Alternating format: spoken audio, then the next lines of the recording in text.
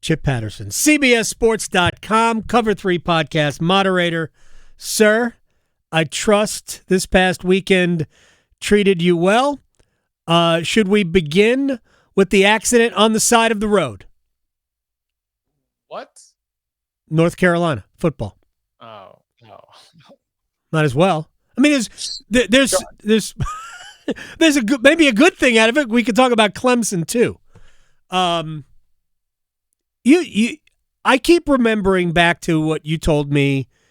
Gosh, this has got to be May. That they'll be less talented this year than they were last year. How much are we watching talent, lack thereof? How much are we watching coaching, lack thereof? And I'm not saying these people are bad coaches. They just don't have experience coaching college players. Because, there's NFL coaching talent on that coaching staff beyond the head coach. What are your thoughts 5 games into this, that what we're watching? The players are being failed. Okay.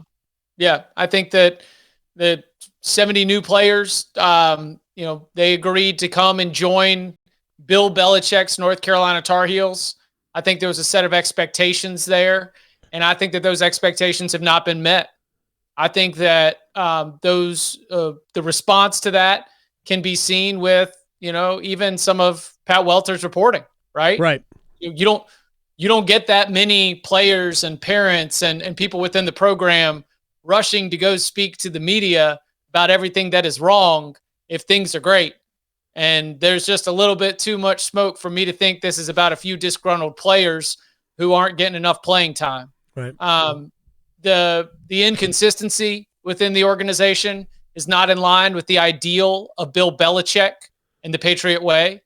The preferential treatment might be, especially based on everything that we've learned about those Patriots teams over the years.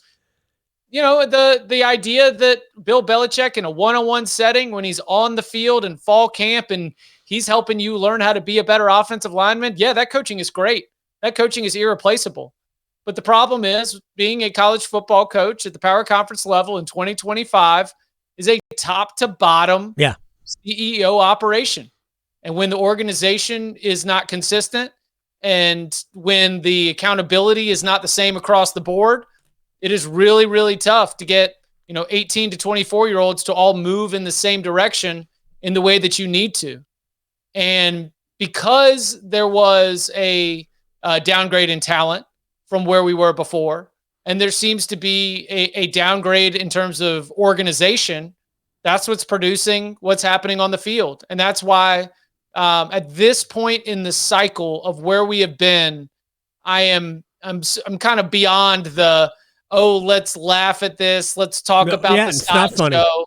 Yeah, I've kind of moved on to how bad it hurts for, do you know what it's, I don't want to name check them because you could probably guess, but I was talking with a former North Carolina football player who was there at a time when things were a little bit rough. And we were talking about how bad it hurts to be on that sideline and see that cute person from your English class get up and leave. Yeah. Before the end of the second quarter. To be executing on a game day Saturday and the stands look like it did at walkthrough on Thursday. Holy cow. The disrespect that you feel as a member of that football program based on the fan reaction to the quality of the performance. And I'm not telling fans that they have to stick around. I think that's where you can go surface level with this. You can try to talk about who's on the sideline and this, that, or the other, or you can parachute in from the NFL and you can say wow, look, Bill Belichick, he's sure got this is going the way he wanted. Now, Adam, I'm taking this deeper because this is objectively one of the worst football teams that the University of North Carolina has put on the field from many statistical measurements of the 21st century. And the players on that team did not sign up for this. And so the disconnect there is probably where my attention is as we sit here in the perfect midpoint of the Adam Gold week. Well, one more thing about it, then we'll try to move on to happier things, because I do think that there was a level of miscalculation, disrespect given to the differences of coaching at the pro level and what it really takes to be able to impact coaching at the college level. Because you talk about what Bill can do on the field individually, but as a group, it doesn't seem like anything is in place, because it's really more interpersonal communication. So Mac Brown, he might have done better with this particular group, right? Because Mac could make it feel like a family. Dabo Sweeney, you could see the difference. Yeah, they were being successful. It's easier, but Dabo's that way anyway, even when it's a train wreck. There seems to be a separation between the coaches and the players, and I think it's going to take time. It might take more time than anybody is willing to give it before they can figure out how to create an environment that they can get the most out of college players. I mean, it's got to start with accountability. We'll see. If this is a time when you've got an off week, then you're going to be headed on the road out to Berkeley. This is a time where there needs to be a lot of soul searching, some self-scouting, and there needs to be some accountability. You've got some younger players that might get to see some playing time. You might have some changes in terms of the responsibilities within the coaching staff. But if the message is not sent that what has happened between the white lines in North Carolina's 5 games is unacceptable and not up to the standard, then nothing's going to change this season. Right. And we are going to be careening towards a 2-10 type year. This football team, I don't know how many games I would go out of my way to, make every moment more or play your game right, and believe that this is worth a money line sprinkle. So we'll see if there is any accountability. We'll see if things do end up changing. The team looks a little bit different, because that is one thing about the two really, really toxic, and I mean like capital T, toxic environments that have been North Carolina closing out the third and fourth quarter in front of 0 fans in Kenan Stadium. Like that, the one thing that might cleanse this is getting out of town. Like that, I'm serious, Adam. Yeah. Talk to players on bad college football teams. They like road games more. You get away from it. You get a chance to reset, and you don't have the situation of your friends and the people you're trying to talk to showing up and then walking out. So this can be a real palate cleanser. This can be a real turning point, and we'll see if North Carolina is able to do it, because I don't think it's funny anymore. I think it's extremely disappointing. And not to even mention the financial investment that's gone into the product on the field. The one thing I did say at the beginning of the season is that this is a very expensive experiment that, if it doesn't work, is going to cost a lot of people their jobs. And I'm not even talking about the coach. Chip Patterson here, as he is always on a Wednesday. Clemson on the other side of the field didn't do Carolina any favors. That might have happened against anybody. But the fact that it was Clemson with their level of talent, even though they had been dysfunctional as well through the first part of the season, they got right. I don't know what to make of it, because I don't have a lot of reason to believe that North Carolina is a quality opponent for the Tigers. But what did you see from them? Is there anything we can take out of it that seems like it should be easy to take forward? No, absolutely not. Okay. Not to measure Clemson by Clemson's own standard. Right. That's what Clemson should do against one of the worst teams in the ACC. So what Clemson has done against one of the worst teams in the ACC when they're 9-4 in that awful, terrible sky is falling type year. Right. I think that Clemson could have put 60 points on the board. Easy.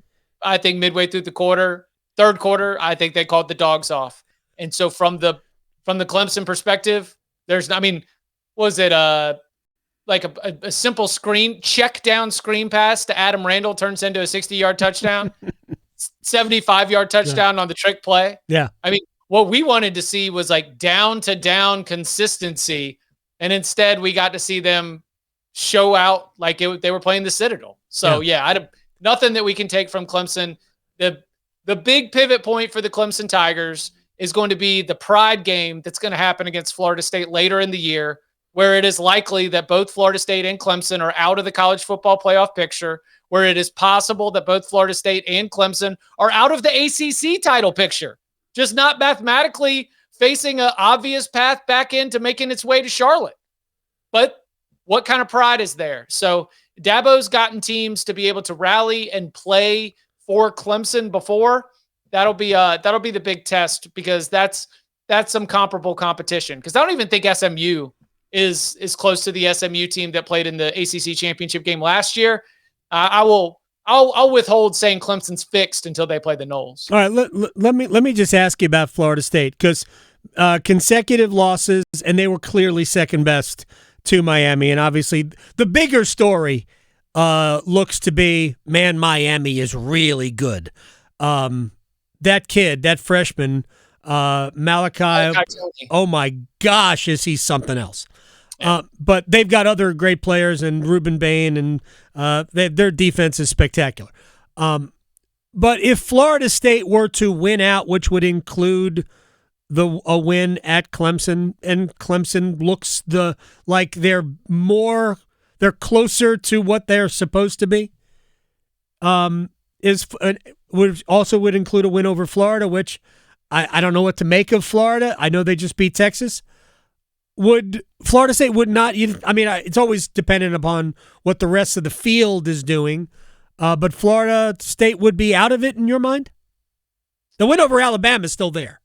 It still exists, but head-to-head becomes a bigger value to the College Football Playoff Selection Committee when you are in the same bucket, when you are in the same range. Right. They debate these teams 4, 5, 6 teams at a time, pick a couple that everyone feels good about, then move on and slide it down. And I just fear that Florida State will not climb back into Alabama's bucket in a way that would allow, and that is both my feelings on Alabama right now, and also just looking at Florida State and the remaining schedule and sort of the team that was there, because man, that late charge against Miami, that was kind of a lipstick on a pig. Oh, the game was over. The final score doesn't belie the way that game was played. Yeah, everybody knows that. And I think that Florida State's going to be really, really tested to make sure that they can 100% not have said they poured it out. And that starts, don't get it wrong, that starts at noon Eastern time against Pitt. Right. That is a losable game. Sure. If Florida State does not show up and treat Pitt with the amount of respect that a conference foe deserves. That's going to include, you mentioned, let's just win out. They finished with back-to-back road games to Raleigh and Gainesville. Those are losable. Yeah. That's right. So, the Florida game is at the Swamp. I don't want to take the easy way out here, but if you're Florida State, in terms of does 10-2 get you in, buddy, get to 10-2 before we can. Those would be 3 pretty impressive wins, right? Clemson, State, and Florida in 3 of your last 4 games, if that were to happen. But yeah, I mean, I'm not sitting here saying that would happen. I was triggered by dismissing Florida State as even a candidate. Where does Georgia Tech fall into this category for you? Like, if Clemson isn't a good win, and I'm not arguing that it is, then all they've got is that and the road game at Colorado. They were absolutely fortunate to beat Wake Forest. They've got some games left, but it seems to me that nothing will matter unless they beat Georgia. I'm not going to speculate, but probably nothing matters unless they beat Georgia. I am not ready to entertain non-Miami at-large teams as like really starting to game this out. Okay. I think Georgia Tech has a great path to the college football playoff. A great one. It's called winning the Atlantic Coast Conference. You know, Right. I mean, that's like that. I'm sorry. Like, just because Miami looks great now doesn't mean that we can. Did you know that after October 31st, Mario Cristobal is 4-10 as Miami's head coach? I'm not surprised. I didn't Games know. yeah, because anecdotally, Right. you're like, oh yeah, they have to go play up at Pitt in the last game of the year. They don't show up and they get beat. They've got a 21-point lead at Syracuse. Mm-hmm. They blow it. They get beat. You know, they go into the bowl game against Iowa State. They can't get it done. They get beat. Yeah. In November and December, Mario Cristobal is 4-10 as Miami's head coach. So what was his record at Oregon during that time? He wasn't there that long. I don't even think I'm 3 not years? I would listen, we'll run the Chipalytics on that later. But I think that if you're Georgia Tech, I think if you're Duke, I think if you're Virginia, get to Charlotte. And you've got a win and you're in scenario for the college football playoff. And that is a better path than Florida State that's 0-2 in conference play, that Clemson, which has already got a conference loss and that loss coming to another contender. I mean, you have a better path than those teams of being able to make it to the college football playoff. So before I start to entertain Georgia Tech as an at-large candidate, hypothetically, against other teams, I think it's much easier to say the path for Georgia Tech is to win the conference. Right. And if they get to the ACC, I mean, look, their schedule in the league the rest of the way it's not like overwhelming, but I don't think that Duke is going to be easy. I don't think State will be easy because I think State can score. And then the Georgia game is outside of the league, so it won't impact anything. We'll know if Georgia Tech is in the ACC title game before we see the Georgia Tech game, which is at Bobby Dodd this year. Man, they should have won last year. What do you make of Duke? Duke's 21-7 down and then blew the doors off of Cal. I actually stayed up to watch that for some ridiculous reason. I'm sure you did too, because this is what you do. That was impressive on both sides of the ball. Yeah, I think Duke is one of the most fun college football team stories in the country right now, because every single year we get these groups that, man, they hit their head. They hit their head on like a low doorway early in the season. You know, they're a little bit discombobulated and they're trying to find their footing, and then they do, and then they just start running. And yeah.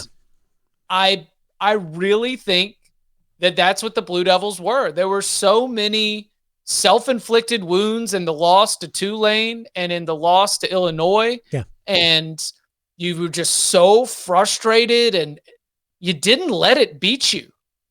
I mean, shocker. When coaching cliches actually come to light, you learned from your mistakes and you got better. Yeah. And they're just such a confident group. They're playing hot. I mean, not every game's going to be a win. They're not going to be able to overwhelm everyone the rest of the way. But the reason why I say it's one of the most fun stories is because I love those stories. Those teams who, you know, it's not even catching bad breaks because they did it to themselves, but those teams that just, they take a couple missteps, but they don't let it tank their season. Because for every Duke, there's a Bobby Petrino 2018 Louisville. You know? Start the year thinking they're going to be a top 4 or 5 ACC team and just end losing by more and more and more and more because you didn't meet your expectations. Now the season's gone. Oh, sorry. Let's make it more recent. How about Florida State just last season? Yeah. Oh, you didn't meet your preseason expectations? Then the losing gets worse and worse and worse and worse. And Duke's not that. So what do I make of them? I think that they have found a ton of confidence in knowing who they are. They are playing well, and it's a really fun football team to watch. I hope they get a whole bunch of fans that come out to watch the game against Georgia Tech. I think it's 2 good football teams. I think it's going to be a fun game to watch. All right, outside of the league, let me ask Chip Patterson.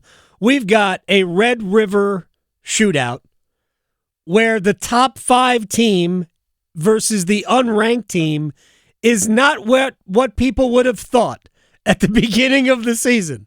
So Texas is unranked. Oklahoma is a top 5 team, I believe, if not certainly top 10. This is Texas's season? Is their season already ruined with 2 losses? It probably shouldn't be, but what do you make of this?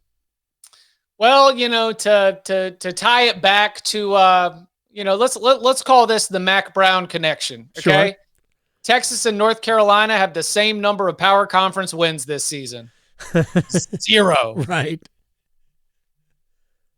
That's it. Texas. I mean, so the Texas Longhorns have an offensive line problem that's not going to get fixed this year. Okay. So if you want to say that their season is done, I don't think that this loss would do it in, but this is the worst possible team to be playing with offensive line problems, because Oklahoma has one of the best defenses in the SEC, maybe one of the best defenses in the country. They are nasty. They squeeze the life out of teams. But the thing that's significant for anybody who hasn't been keeping track of it, Oklahoma does not have its star starting quarterback, John Mateer. He's not playing?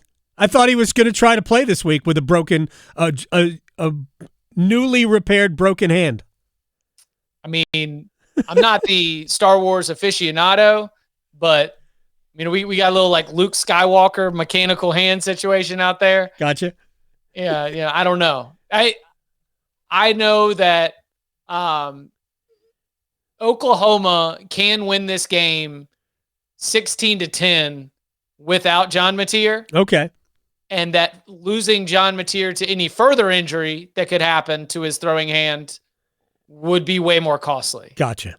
And that if you want to really galaxy brain this thing, if you think it's going to be close and low scoring, even with your backup quarterback, Michael Hawkins Jr., and the College Football Playoff Selection Committee does take injuries into consideration, sure, you want to rush him back, or do you want to make sure that he's ready to go? So they are. How about this? They are being way too loud about the possibility that he comes back for me to believe that he's coming back. Reverse psychology. Chip Patterson is joining us here. My new favorite team. Do you know where I'm going here? Indiana. No. Indiana at Oregon. Like, at some point, I'm just going to have to take my hat off, and I don't wear a hat, to Kurt Signetti and go, all right, you're just awesome at this. This is, of course, probably the most difficult game other than last year at Ohio State. This is certainly the most difficult game on their schedule. If it's just close, does that validate everything about Indiana?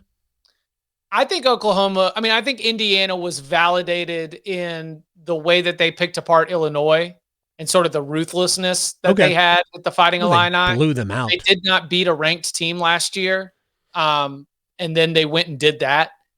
I think that playing in Autzen Stadium against this Oregon team is a challenge that is, on kind of another level.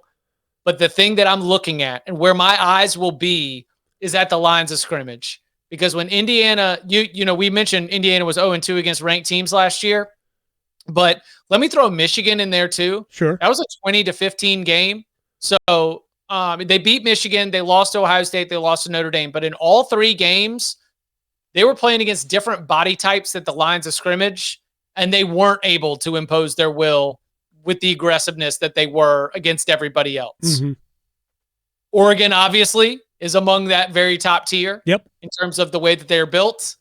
If Indiana can block Oregon, and if Indiana can get after Dante Moore and apply some pressure, I'm not even as concerned about the score. Okay. Could be 7, could be 10, could be 14. Obviously, it can't be 24, but if they can hold their own in that game in the trenches, then I think we're talking about an Indiana team. Because Kurt Signetti told us in July, he said, he was like, look, like we weren't able to protect our quarterback enough against the best teams that we played.